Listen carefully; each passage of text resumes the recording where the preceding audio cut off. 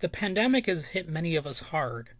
In fact, I think everyone has been revealed as suffering from some effects, and I'll get to that more in a moment. However, I do want to mention a possible upside to this bizarre and tragic time. More of us know exactly what is at stake for the future. In the past, we haven't always had the twisted luxury of mourning 1,000 different kinds of losses at once. So, what do I mean by that? In April of 2020, the American Psychological Association published an article called Grief and COVID 19 Mourning Our Bygone Lives, which notes how the pandemic has led to a series of losses, from our sense of safety to our social connections to our financial security. And the piece quotes a psychologist as saying, quote, "It's important that we start recognizing that we're in the middle of this collective grief. We're all losing something now." In the past, more things appeared to change gradually. Misfortune seemed more individualized, not quite as general. There were flickering moments that seemed like exceptions of unified grief and loss, but the pandemic was sort of a sustained crisis that put more of us in the same boat. We at least had a chance to see stark naked reality and to see not only our own struggles but the struggles of people en masse and our neighbors as well. So there was potential for positives coming from this, as much of a mixed bag as that really is. There still is some positive potential in that. There are big conflicting pieces of this puzzle, like lies on the internet, that we previously were somehow able to shrug off more, but can hardly ignore now. And others, like the lack of an obvious enemy, that we're struggling to incorporate into our daily lives, desperate to defeat some scapegoat to find safety and general improvement. Disinformation and misinformation have been revealed as the true ruiners of the world, as no tyrant could ever thrive without lies. At the same time, some of those quickest to rail against the elite, so to speak, and cry loudest against fake news are themselves either elites or their dupes by the elites, and some of the biggest liars in the world have been revealed in recent times. In this era, it's like we're finally realizing that it's not just individuals or families who suffer. Everyone does. Even the wealthy elites that I mentioned and politicians suffer from special varieties of either greed or madness or being sociopathic or psychopathic, and inflict their own pains onto the world through their psychological projections and defense mechanisms. The end result is that there seemingly is no typical experience anymore. Everything is nuts. Regarding so many conspiracy theorist types, we've seen how reality can almost be bent at will, almost like a superpower, except that superpower is actually mankind's folly and mental frailty. Cheap innovations here and there won't likely save us either. In fact, some of our feel good, quotable phrases aren't even accurate in this scenario. For example, it's claimed that Ralph Waldo Emerson once said, "If you build a better mousetrap, the world will beat a path to your door." It's not a bad quote and applicable to the crises we face, but now we're figuring out that we can't just build ourselves a better mousetrap as we've done for centuries. There is no innovative technological solution that's truly going to 100% answer or explain what is going on right now.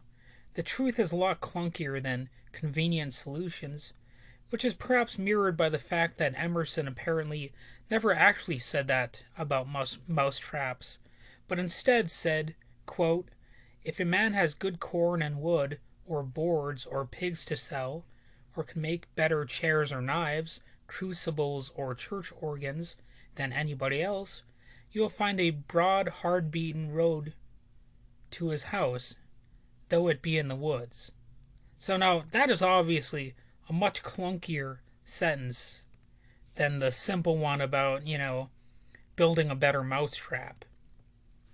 So I kind of like this discrepancy because it illustrates exactly how bumper sticker style sloganeering is often accurate, but it can often be inaccurate, and it's just not going to cut it for every scenario. And neither is solely embracing condensed reality, wordage, and information. In order to truly advance and find solutions to life's greatest issues and mysteries, we need a much sturdier intellectual culture that values intelligence over knee-jerk, bumper sticker style appeal. So his real quote may be clunkier, even uglier, and it almost sounds stupider in a way, but it's technically a better quote from him because, well, for starters, it's what he actually said. Facts matter, and the real Emerson quote offers a wider variety of topics and applications. And it is less convenient but more thorough, which is almost symbolic of what actual solutions look like. In other words, we need the antidote to something like a Donald Trump rally. At least that's the hope, even without an immediate, obvious, creative recipe or formula. There's no easy answer to our problems, and no amount of making America great again will do much to fix what ails us. In fact, quite tellingly, Make America Great Again was just another brain-dead political slogan, and not even an original one. It was essentially just ripped off from Ronald Reagan. The only reason such marketing works is because people are generally so stupid, frankly. I mean, there it is. As H.L. Mencken said, for every complex problem there is an answer that is clear, simple, and wrong. And even the basic premise of, making America great again, it's kind of an empty-headed premise. It is clear, simple, and wrong. If we really want to intelligently address a problem, all we can do is have the discussion, acknowledge the reality that is staring us in the face, and then act accordingly for the best possible outcome for the maximum amount of people. Yes, there is a debate or discussion to be had, but it can only be had with responsible thinking adults, not bumper sticker slogan-addled fools. Sorry, I kind of messed up there. I said stickle.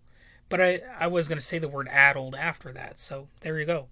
But anyway, if addressing issues has you at a cult-like rally and you feel like you're falling in love with some charismatic leader, you're doing it wrong.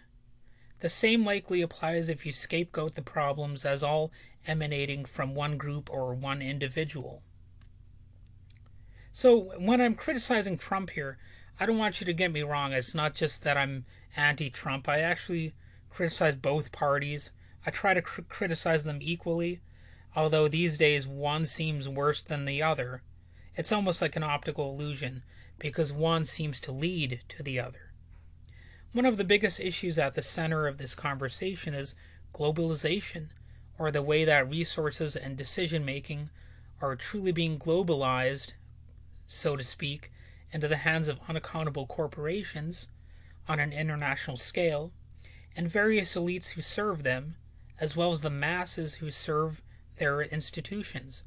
It's not just one small group, but entire systems and societies acting as purveyors of the disempowerment of the masses who are not to be trusted to manage their own lives. It is, to a large degree, the propagandized masses themselves harming themselves, often under the guise of freedom. Unfortunately, these propagandized masses still haven't realized that companies have been leaving the U.S. not because taxes are too high here, but because cheap, exploitable labor is available in other countries. Meanwhile, more jobs are just being lost due to automation anyway. Still, because we're not supposed to apply common sense, and because we're supposed to be stupid bigots, we're supposed to blame our economic problems on immigrants. In fact, I was recently in a line somewhere. I won't say where, but I was in a line, and in mid-conversation, some elderly woman started bashing immigrants as being job thieves. Of course, no one mentioned to her that there are tons and tons of job openings here across the United States, even as she spoke, and there are no massive waves of sinister illegal immigrants viciously snatching all these low paying jobs away from us hardworking, propagandized Americans. So it's actually pretty easy to basically instantly refute that line of argument based on even anecdotal evidence. If there are tons of job openings around you, it's not the case that they're all being filled with quote unquote illegals. So I was tempted to make such a point, but I was really not in line there to debate people, so I didn't. It just didn't seem like the time or the place, but maybe I should have made it so. Basically, this woman represented to me another propagandized American, perhaps not an outright villain herself, but a person who clings to a bumper sticker level analysis of the world's problems, rather than applying facts and elementary logic. Jobs were available en masse for Americans, despite her myth making, at the time that she said that.